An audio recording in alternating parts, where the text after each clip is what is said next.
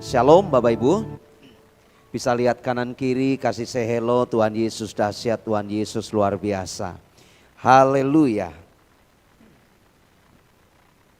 Saya mau mengajak kita sekalian untuk membuka teks Alkitab kita. Nanti tim Mulmed persiapkan. Yosua pasal yang ke-6 mulai ayat yang ke-12. Saya akan bacakan sampai ayat yang ke-17. Saya undang kita semua bangkit berdiri, Bapak Ibu Saudara. Kita akan baca bergantian teks ayat ini. Saya baca ayat 12, Bapak Ibu Saudara baca ayat yang 13, ayat ganjil dan seterusnya.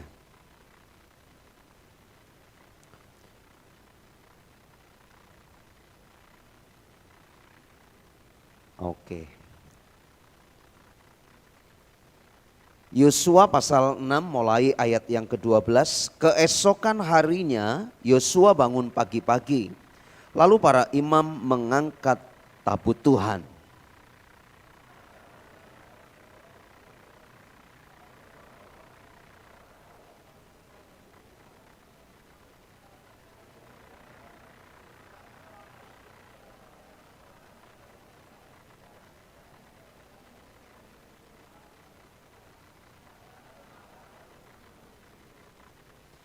Demikianlah pada hari kedua mereka mengelilingi kota itu sekali saja, lalu pulang ke tempat perkemahan.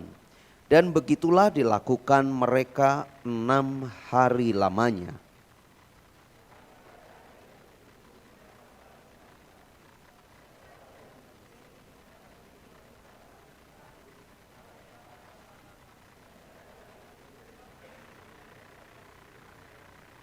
Lalu pada ketujuh kalinya, ketika para imam meniup sangkakala, berkatalah Yosua kepada bangsa itu, bersoraklah, sebab Tuhan telah menyerahkan kota ini kepadamu.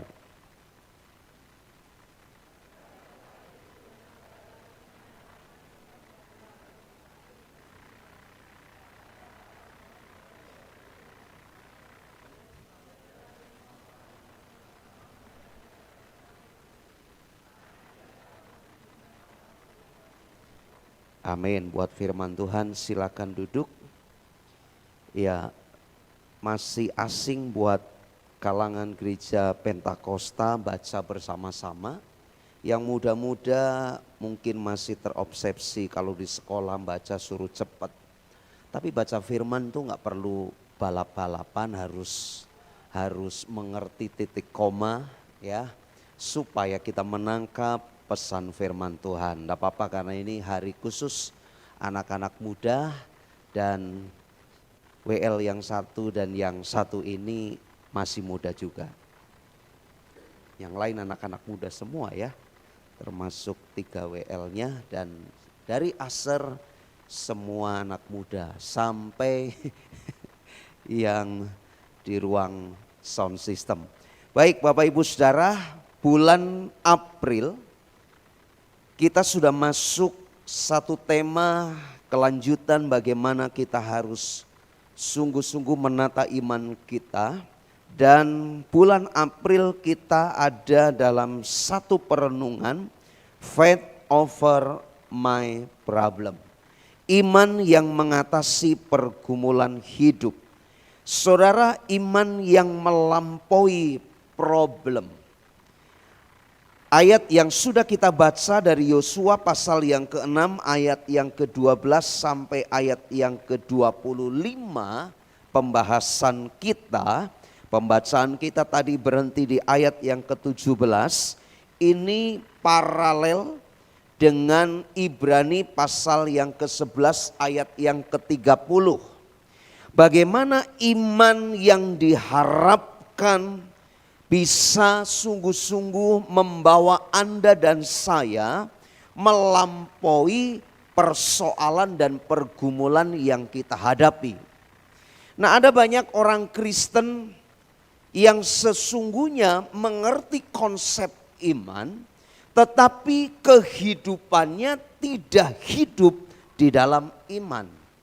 Sehingga ketika persoalan pergumulan datang, kita seringkali tadi pagi saya sampaikan goyah, kemudian oleng, dan bahkan sudah goyah, oleng, bimbang, tapi kita nggak sadar. Sehingga kita makin terpuruk dan persoalan pergumulan semakin menguasai kita. Dan pada akhirnya kita menjadi pribadi yang kalah. Nah karenanya mari Bapak Ibu Saudara, saya mau mengajak kita sekalian untuk sama-sama merenungkan satu pemikiran tema buat kita sekalian. Iman Anda ada di posisi mana? Sehingga ketika Anda berjumpa, ketika Anda diperhadapkan pergumulan, tantangan, masalah, Anda bisa tetap tenang. Anda dan saya masih tetap ada dalam kondisi prima dan kita tidak menjadi bulan-bulanan, kita tidak menjadi main-mainan si iblis, tetapi kita sungguh-sungguh boleh hidup berjalan dalam iman dan sampai gol akhir kita menang. Nah mari Bapak Ibu Saudara, teks ini menjadi sebuah perenungan buat kita sekalian. Kalau Anda baca Yosua pasal yang ke-6, mungkin kita tidak temukan iman Yosua itu sampai sejauh mana. Iman umat Allah yang bagaimana. Tapi kalau Anda melihat dari teks Ibrani pasal yang ke-11, ayat yang ke-30, di situ kita temukan karena iman maka runtuhlah tembok-tembok Yeriko setelah kota itu dikelilingi 7 hari lamanya. Nah Bapak Ibu Saudara, mungkin kita berpikir begini, tembok Yeriko itu seperti apa? Ada sebuah data yang menyebutkan bahwa tembok Yeriko tebalnya itu 6 meter. Tapi ada data yang menyebutkan 3,6 meter. Tetapi sebuah data menjelaskan bahwa tembok Yeriko itu berlapis. Oke, katakanlah data yang 3,6, yang berikutnya menyebutkan 6 meter. Secara berlapis kita bisa menghitung, berarti sangat tebal. Gereja kita 12 meter lebarnya. Jadi kalau 6 meter ya separohnya di sini ke sana. Kemudian tingginya itu disebutkan sampai 14 meter. Berarti 14 meter ya lebar dari tembok itu sampai tembok itu tambah 2 meter. Itu tingginya. Data menjelaskan kota Yeriko itu kurang lebih sekitar 4 hektar. Jadi katakanlah 40.000 meter persegi, dan kota Yeriko pada waktu itu dianggap kota yang sangat-sangat megah, sangat-sangat kuat. Dan ini sebagai simbol bahwa kota Yeriko tidak terkalahkan, karena kota Yeriko melambangkan kota yang tidak terkalahkan karena dilindungi oleh dewa-dewa Kanaan pada waktu itu. Jadi sangat-sangat luar biasa ketika Yosua disuruh oleh Tuhan, sekarang kamu utus pengintai untuk lihat situasi kota Yeriko. Kemudian ada strategi-strategi yang Tuhan tetapkan buat Israel, dan yang direbut pertama adalah Yeriko. Karena sebuah data menjelaskan kalau Yeriko ditaklukkan, bangsa-bangsa Kanaan yang lain itu dengan mudah pasti bisa dikalahkan. Nah saudara, kita melihat bahwa ada sebuah perenungan yang khusus. Ini kenapa di sini dap-dip terus? Oke. Ini error ya, kabelnya atau komputernya ya?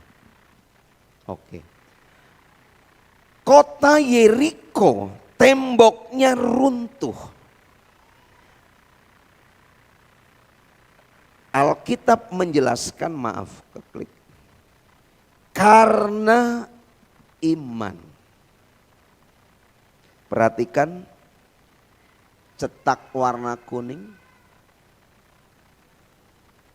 Karena iman, maka runtuhlah tembok-tembok Yeriko.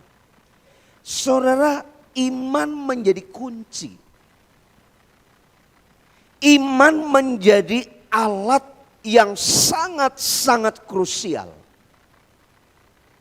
Perhatikan, kalau di kitab Yosua tidak muncul kata iman. Tapi Ibrani menjelaskan secara spesifik. Tokoh-tokoh iman dijelaskan pasal 11, disimpulkan pasal 12 ayat 1 dan kedua. Kita ini mempunyai banyak saksi yang mengelilingi kita seperti awan yang bisa kita lihat. Mereka adalah tokoh-tokoh iman, mereka adalah saksi-saksi iman yang mengalami pengalaman-pengalaman ekstra bersama Tuhan dan sampai akhir hidupnya mereka menang. Karenanya sesungguhnya tidak ada alasan untuk kita tidak punya iman yang dilandaskan kepada Tuhan. Nah, saudara, iman menjadi kata kunci di sini. Yang lalu, beberapa waktu yang lalu saya sudah mengajak kepada kita sekalian untuk melihat, mengerti. Iman itu secara harafiah itu diartikan dari kata pistis, itu percaya, dapat dipercaya, tidak tergoyahkan. Tapi secara teologis iman itu bicara apa? Iman adalah keyakinan yang tak tergoyahkan tentang apa yang ada pada Allah, tentang apa yang ada pada Yesus, kebenaran di dalam Allah, kebenaran di dalam Yesus, kebesaran Tuhan, kebesaran Yesus, kemahakuasaan Allah, kemahakuasaan Yesus, kemahakuasaan Allah Roh Kudus tidak terbantahkan, kebenarannya absolut. Itu iman. Sekalipun hari-hari ini banyak iman Kristen sedang digoncang, tetapi iman keyakinan tak tergoyahkan tentang Yesus harus ada pada kita. Nah, saudara, bagaimana Anda dan saya memiliki iman? Firman Tuhan jelas mengajar, iman timbul karena pendengaran. Pendengarannya pendengaran apa? Halo? Iman timbul karena pendengaran akan firman Kristus, firman Allah. Jadi iman Anda dan saya bisa bertumbuh, iman Anda dan saya bisa terus ada progres yang jelas kalau imanmu itu didasarkan firman Tuhan. Saudara, ketika seseorang mengalami pergumulan, maka seharusnya iman Anda dan saya melampaui yang disebut pergumulan itu. Saat imanmu pada posisi seperti itu, Anda akan tenang, Anda akan dimampukan melewati masa-masa pergumulan, masa-masa tantangan yang Anda hadapi, dan sampai pada akhirnya Anda akan menikmati berkat yang terkandung di dalamnya.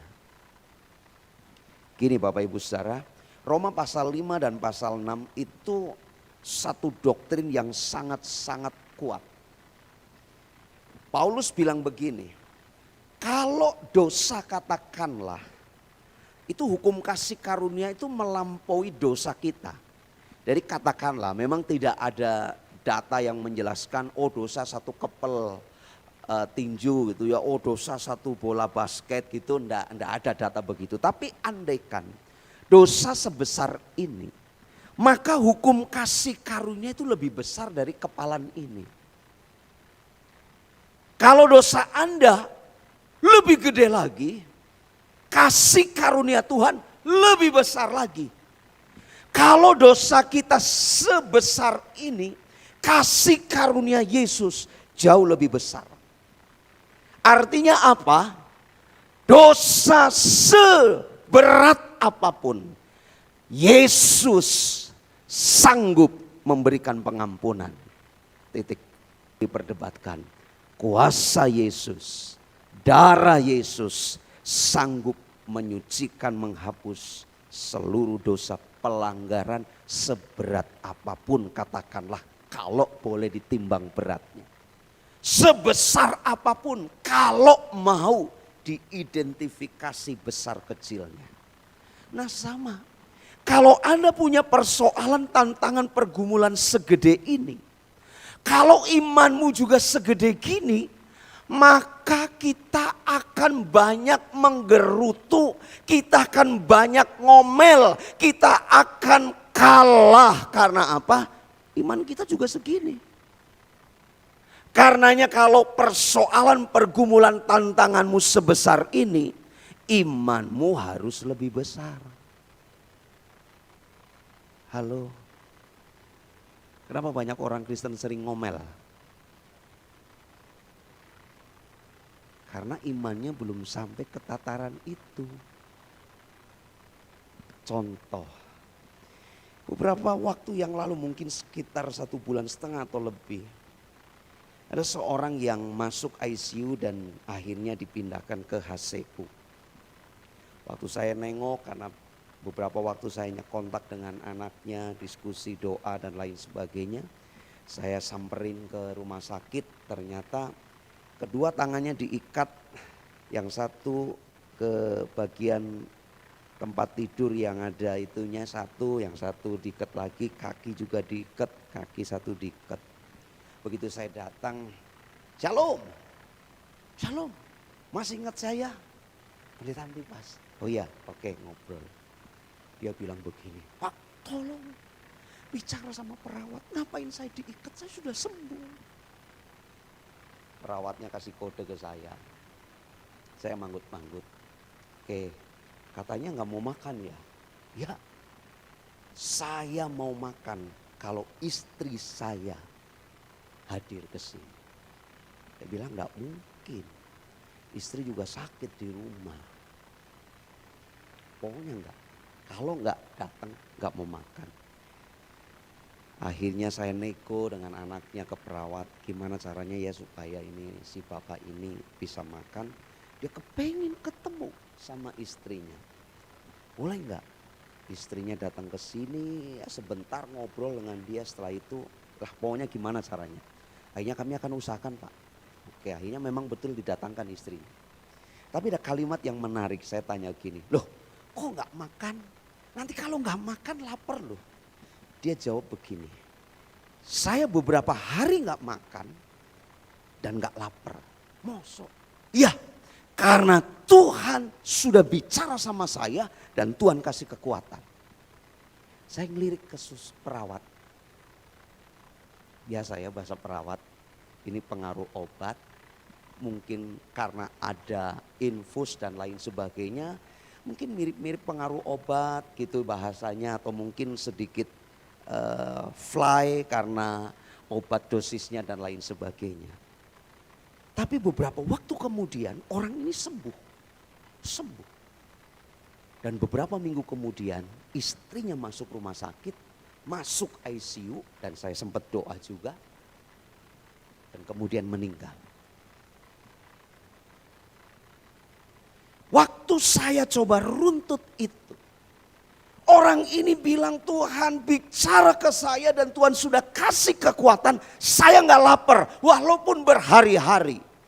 Tapi iman saya tidak sampai ke pola pikir iman dia bahwa Tuhan sudah bicara, Tuhan sudah datang sama dia, kasih kekuatan, kasih power sehingga dia bisa bertahan. Nangkep maksud saya Bapak Ibu Saudara? Kadang-kadang ketika kita ada persoalan pergumulan, kenapa kita nggak sampai memikirkan memikirkannya pun gak sampai, apalagi menerimanya. Persoalannya iman kita tidak kita perbesar. Mari coba kita merenungkan bagaimana kondisi imanmu saat ini. Ketika persoalan, ketika tantangan muncul, yang ada gerutu, omelan, bahkan mungkin caci maki yang terselubung. Tapi mari kita mau belajar, cek iman kita. Kalau imanmu dan imanku bertumbuh secara progresnya itu jelas, maka ada dua indikator yang bisa kita lihat. Yang pertama, iman seseorang bisa mengalami terobosan-terobosan yang luar biasa kalau Anda dan saya bisa melampaui cara pikir strategis manusia. Itu iman. Kalau kita punya hutang, katakanlah sebesar ini. Kita punya benda dua begini, maka secara mudah ya udah kasihkan bayar yang satu, itu kan masih punya satu. Itu strategis matematika manusia. Tapi kalau kita punya hutang seperti ini, kita nggak punya apa-apa, gimana caranya? Itu menuntut doa dan penyerahan yang lebih ekstrim lagi sama Tuhan, betul? Tadi pagi saya bilang jangan salah tafsir. Saya dengar khotbah Panti pas kalau punya hutang udah bayarnya pakai doa. Saya yakin, seyakin-yakinnya. Kalau Anda datang kepada orang yang kasih hutang atau mempiutangi. Pak, saya belum punya uang mau bayar, ini doa. Pulang benjol kepala Anda. Betul. Karena yang ngutangi gak mau tahu. Lu hutang bayar. Tapi mari kita belajar Bapak Ibu Saudara, dalam tingkatan ini kenapa Yosua dan pasukannya itu secara luar biasa memiliki iman yang disebut dalam kitab Ibrani, karena imanlah tembok-tembok Yeriko runtuh. Karena iman membawa Yosua dan timnya melampaui cara pikir strategis manusia. Apa yang diperintahkan Allah, apa yang diinstruksikan Tuhan kepada Yosua, dibuatnya oleh Yosua. Perhatikan ayat dalam Yosua pasal yang ke-6. Tembok Yeriko yang tingginya, maaf ya, tingginya 14 meter, saya salah tulis kayaknya. 14 meter, lebarnya 6 meter, ditaklukkan dengan cara yang unik dan ajaib. Caranya gak masuk akal Bapak Ibu Saudara. Hari pertama Yosua disuruh dengan timnya yang bawa tabut jalan keliling tembok Yeriko. Hanya suara sangkakala yang berbunyi, tidak boleh bersuara sehari satu kali. Saya sempat berpikir, itu yang ikut rombongan Yosua, kira-kira ada yang mules enggak? Halo, waktu lagi jalan, tahan perut, bunyi, tut, batal itu kelilingnya. Hari pertama dikerjakan seperti itu. Hari kedua, hari ketiga, 6 hari lamanya Yosua dengan tim kelilingi tembok Yeriko. Saudara mungkin bisa berpikir bagaimana dengan orang penduduk Yeriko yang ada di atas tembok. Mungkin mereka melihat pasukan Yosua, ini perang model macam apa? Ini bagaimana strategi yang begitu? Kami kokoh, kami punya tembok yang luar biasa, mustahil untuk diruntuhkan. Tapi Alkitab menjelaskan tembok runtuh. Kalau Anda punya iman yang besar melampaui problemmu, maka Anda nggak tergoncangkan dengan apa kata orang yang ada di atas tembok. Tapi berjalan ikuti instruksi Tuhan. Berjalan lakukan ketetapan Tuhan. Dan Alkitab menjelaskan hari ke-7 kali berputar. Di putaran terakhir saat ada tanda aba-aba, bersoraklah. Umat bersorak, tembok Yeriko runtuh. Saudara nangkep? Iman itu harus melampaui cara pikir strategis manusiawi. Karena kalau yang dibuat hitungan manusia itu normal, wajar. Tapi kalau Tuhan bekerja, kadang-kadang gak masuk akal. Masih ingat seorang janda punya anak 2, dia datang sama Elisa. Tuanku, kamu tahu suamiku seorang nabi Tuhan. Suamiku seorang abdi Allah, tapi dia sudah meninggal. Dan dia tinggalkan kami hutang. Saya sempat cari-cari tahu rekomendasi referensi, bukan rekomendasi, maaf. Referensi dari teks itu. Ternyata si nabi itu dia ada semacam, katakanlah kalau sekarang itu sekolah Alkitab. Dia ada di sekolah nabi, ngurusin sekolah nabi, kemudian mungkin karena kebutuhan sekolah itu dan lain sebagainya menyebabkan dia punya hutang. Mungkin sederhananya atas nama dia. Jadi begitu sini abdi Allah ini mati, orang yang memberikan piutang taunya ya keluarganya ini. Apa yang dikatakan wanita itu? Saya sudah tidak punya apa-apa. Kami tinggal nunggu. Sebab aturan main pada waktu itu kalau tidak bisa bayar hutang, anaknya diambil.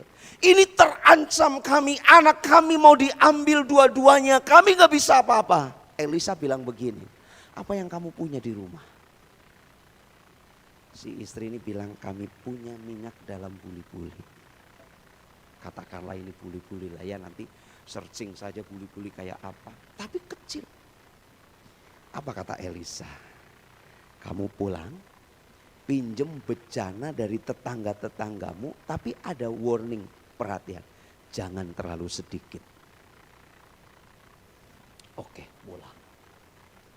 Anda bisa bayangkan minyak dalam buli-buli, tempayan itu bisa diisi 3 sampai 4 galon. Galon air sekarang kan sekitar 19 liter. Jadi Anda bisa bayangkan tuh tempayan segede apa. Minyak buli-buli.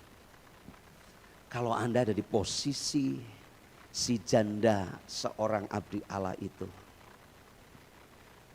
Elisa bilang begini, tutup rumahmu rapat-rapat, tuangkan minyak. Saya pikir kenapa harus ditutup pintunya. Bayangkan kalau nggak ditutup, lagi aksi, mulai action mamahnya. Nah, dekatkan tempayan. Mulai mau tuang, ternyata pintu terbuka, tetangga lewat. Ih, itu kasihan amat si janda nabi. Sudah ditinggal suami, punya banyak hutang, sekarang dia stres. Tuangkan minyak di tempayan, ini sudah begini. Memang betul disuruh ditutup pintunya supaya nggak ada yang tahu. Tapi Anda memahami tidak betapa perjuangannya. Minyak dalam buli-buli, ngelihat tempayan yang gede. Nanti di rumah praktek ya, ambil tempat yang kecil, baskom yang besar, bayangkan. Tapi kalau Tuhan beracara, Tuhan bawa iman orang ini. Sebab tidak dijelaskan di Alkitab. Dia komplain datang lagi sama Elisa. Om, ngaco lu om. Itu enggak terjadi apa-apa. Tapi Alkitab menjelaskan wanita ini dia menuangkan minyak ke dalam tempayan. Mungkin dia harap Oh mama, jangan aku yang geser-geser, ini sudah berat, mama yang geser aja. Oh iya, iya, iya. Mulai. Kemudian si ibu ini bilang, masih ada satu lagi enggak? Enggak ada, berhenti tuh minyak.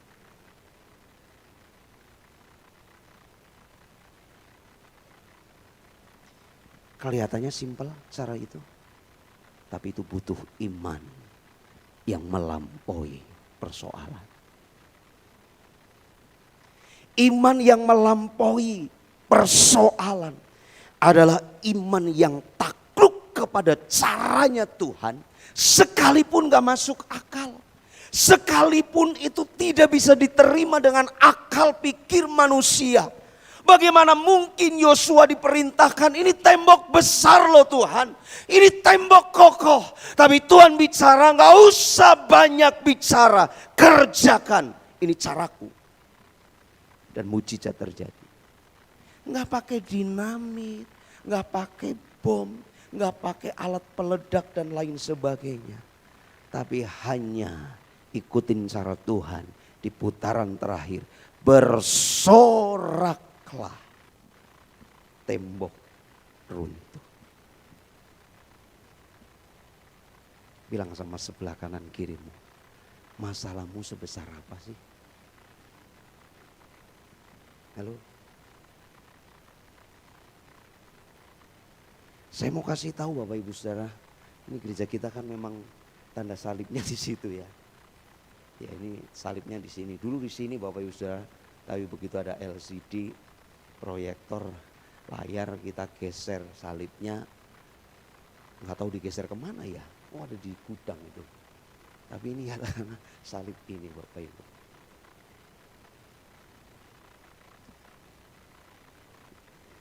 Yesus tergantung di situ di salib. Selesaikan masalah besar yang sesungguhnya, yaitu maut. Kalau Yesus tidak tergantung di atas kayu salib, darahnya tidak tercurah, Anda dan saya sudah pasti di-lock bahwa Anda dan saya pasti masuk neraka.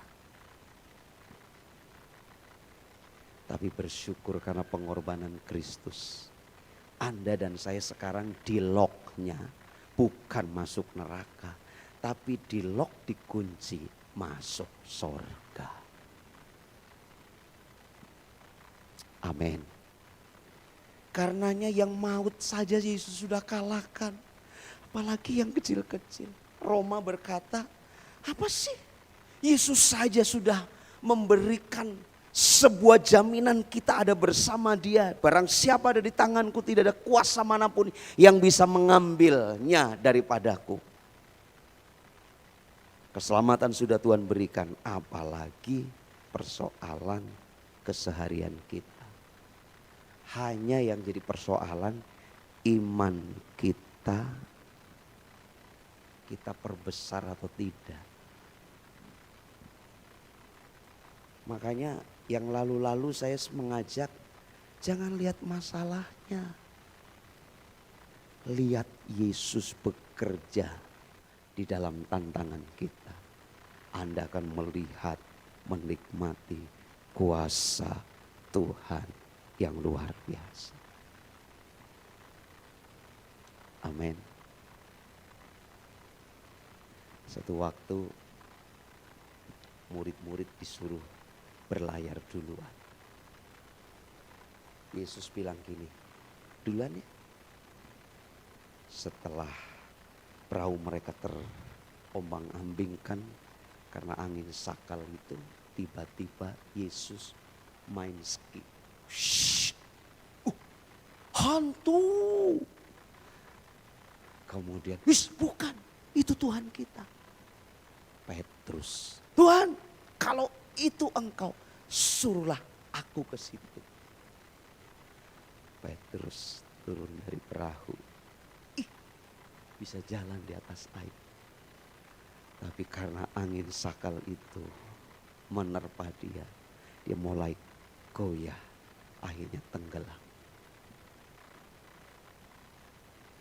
Tapi ini jangan dicoba ya, ke Sungai Serayu.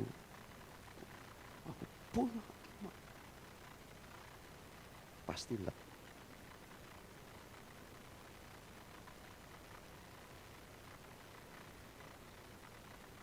Bilang kanan kiri, imanmu harus diperbesar. Masih ingat ketika murid-murid tanya begini, Tuhan berapa kali kami harus mengampuni? Halo, apa kata Tuhan? Berapa? 7 kali 70 kali. Itu bicara pengampunan tak terbatas.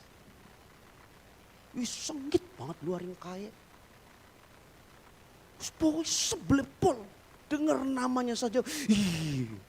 Kalau bisa dia mati duluan. Waduh. Tapi kata Tuhan, ampuni dia. Oh, nggak bisa.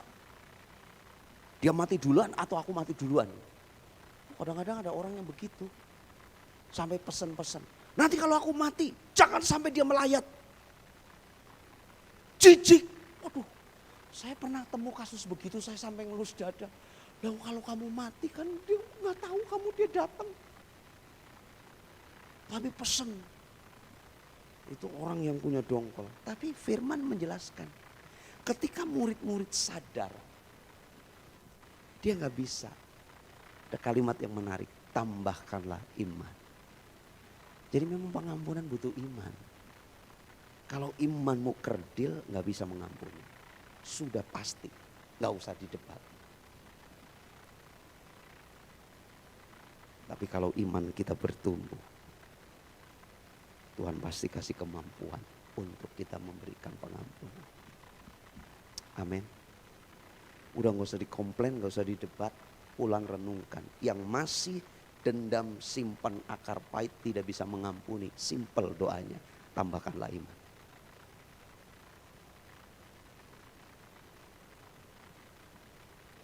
Halo, apa ya Pak?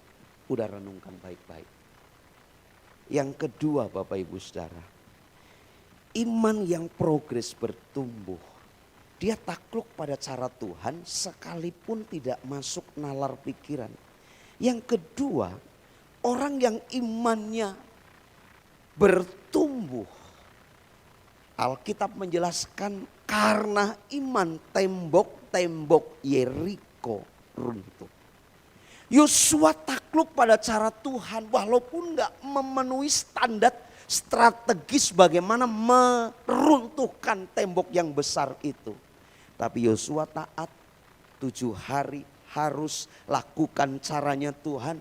Hari pertama kenapa dibuat begitu? Enggak langsung saja sudah. Kan 6 hari satu-satu berarti 6 kali. Hari ke-7 7 kali, 13 putaran udah langsung aja dirapel. Tuhan sedang mengajarkan ada hal berikutnya. Iman menempatkan dirimu di bagian paling bawah dan Tuhan saja yang nampak. Masa cara menaklukkan tembok, model cara apa ini? Kalau Anda lihat perang-perang film kolosal yang ada tembok benteng kota yang di dalam dengan selengkap senjata, bahkan kadang ada panah yang berterbangan di atas. Tapi ada pasukan musuh yang mau runtuhkan tembok itu. Dia bawa pasukan yang bawa alat dorong di atasnya itu kayu yang besar. Kemudian diangkut begitu, didobrakkan ke pintu. Supaya apa? Pintunya jebol. Nggak ada cara. Maka panglima perang berkata, stop semuanya. Sekarang puterin saja tembok itu. Saya nggak pernah lihat film-film perang begitu. Tapi selengkap peralatan, kemudian ada yang bawa tangga, kemudian ditempelkan ke dinding, kemudian ada prajurit yang naik, begitu sampai di atas ditebas, pas tentara yang di atas sudah siap, kalah, naik lagi. Wah, dengan berbagai cara. Ini kok kayaknya enak ya. Yosua hanya puter, kelihatannya enak. Tapi Tuhan sedang mengajarkan, tempatkan dirimu di bagian paling bawah. Dan Tuhan yang berperan. Amin. Iman seseorang seharusnya mengerti bahwa Tuhan berperan di dalam segala hal bagi orang percaya. Bagian Anda dan saya dalam meletakkan diri di daya yang luar biasa. Hanya Allah di dalam Kristus Yesus Tuhan. Amin. Anda jangan berpikir bahwa kalau tokoku sukses, diberkati, banyak pelanggan itu karena kehebatanku. No. Karena berkat Tuhan saja. Amin. Orang sekarang di mana-mana sedang bermimpi. Saya ngobrol dengan istri di mobil. Aduh, kalau 71 T, 1 T-nya saja mampir di rekening saya. Saya bermimpi dari ujung sana sampai sana tak beli. Kemudian buat lapangan parkir. Bikin lapangan futsal biar anak-anak muda futsal di situ, kelola situ. Tapi kalau dapat 1 T, anak saya yang kecil dengar, Papi bener dapat 1 T? Itu siapa yang ngasih? Aduh, wong ini mimpi.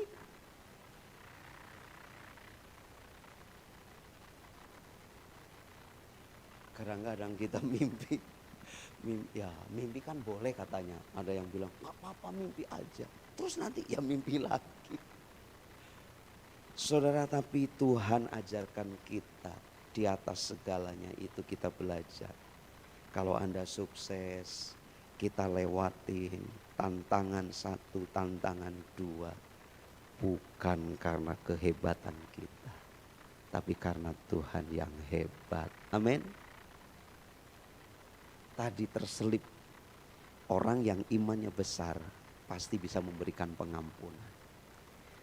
Bagian ini Bapak Ibu Saudara, kalau iman kita besar, orang akan makin tunduk kepada Tuhan dan makin rendah hati. Simpel. Mari coba cek hidup kita. Ini saya ini sedang beriman, bertumbuh dalam Kristus atau enggak? Karena Alkitab mengajarkan semakin orang Tuhan yang bisa. Dan karena Tuhan yang membuat saya ada sampai hari ini. Amin. Saya pernah saksikan satu waktu kemarin di Paskah PMKT, saya juga sempat singgung. Ada seorang teman saya dulu di Purwokerto, dia dari Bandung. Dia masuk di grup band rohani pada waktu itu cukup terkenal dan dikenal banyak, lagu-lagunya juga banyak. Dia dulu pemain perkusi, tapi dia pemain drum juga. Satu waktu karena ada pergumulan hidup, ada selip-selip lah gitu katakanlah. Satu waktu dia diminta untuk melayani sekolah minggu. Lagu sekolah minggu simpel, hanya 8 beat. Tak dek tak dek dek tak dek tak dek dek, ngiringin lagu sekolah minggu. Dia bingung mainnya, padahal dia pemain perkusi, pemain drum. Dia mencoba, mungkin kebetulan lah saya nggak bisa main. Dia abaikan saja. Satu waktu ada KKR hamba Tuhan kota. Kemudian hamba Tuhan ini bilang begini, ada anak muda yang harus pemberesan di hadapan Tuhan. Dia duduk paling belakang, dia bilang dalam hatinya, anak muda kan di sini banyak, bukan saya. Tapi hamba Tuhan ini nggak mau doa.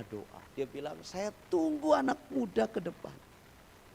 Dia bilang, banyak anak muda. Ya bergulat di hatinya, bukan saya. Akhirnya mungkin gemes sama Tuhan itu. Dia tunjuk di belakang ada anak muda maju ke depan. Dan dia tidak bisa berdiskusi, berdebat lagi, akhirnya dia ke depan.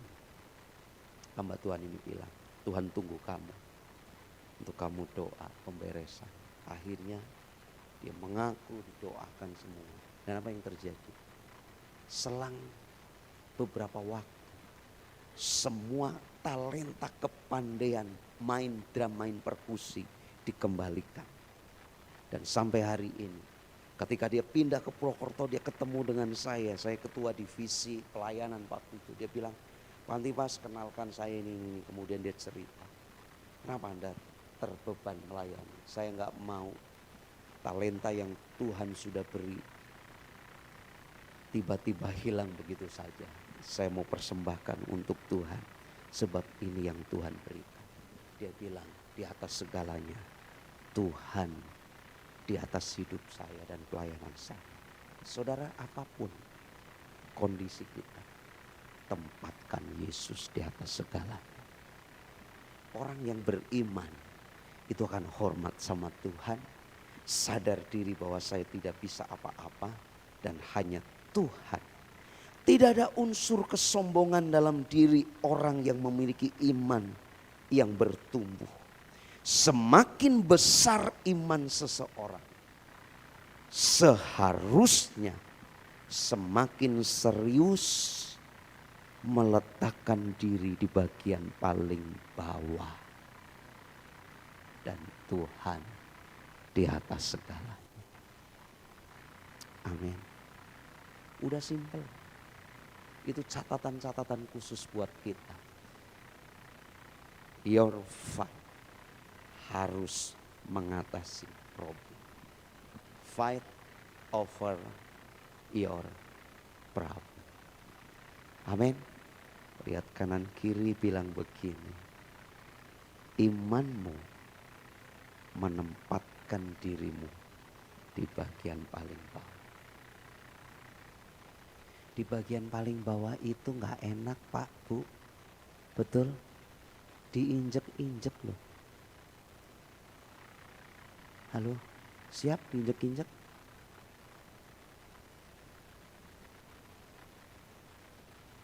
Kita sudah benar dikata-katai.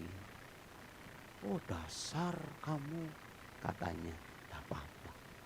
Kalau kita terus mau bertumbuh iman kita, justru itu bagian yang mungkin barangkali harus kita lewati. Tapi dengar baik-baik, setelah itu Anda akan lihat tembok Yeriko runtuh. Kemenangan besar Tuhan siapkan buat kita. Saya undang kita semua bangkit berdiri Bapak Ibu Saudara. Kita baca kalimat ini bersama-sama.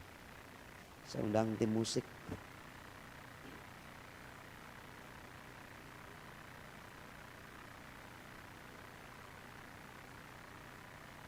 Kita baca bersama-sama. 1, 2, 3. Semakin besar pergumulanmu, imanmu harus semakin besar dan melampauinya. Sehingga Anda dapat melewati pergumulan.